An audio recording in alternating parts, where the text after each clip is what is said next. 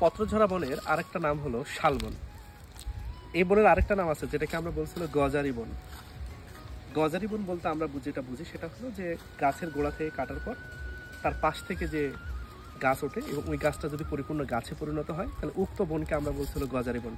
তো শালবন প্রথমে লাগানোর পর সবগুলো গাছের গোড়া থেকে কাটা হয় এবং তারপর সেখান থেকে আর নতুন করে গাছ জন্মাইছে। এই জন্য এই বনের আরেকটা নাম হলো গজারি বন।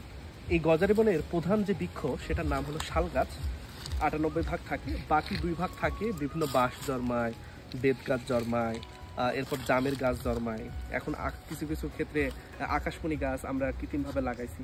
তবে এখানে মূলত শীতকাল শেষে পাতা ঝরে যায় এবং বসন্তকালে পাতা নতুন গাছে গাছে জন্মায়। তো এখন মূলত শীতকালের শেষ, এখন সব জায়গায় পাতা শুধু পাতায় পড়ে আছে। তো এখন গাছের পাতাও প্রায় শেষের দিক, কিছু কিছু গাছের পাতা আসতেছে।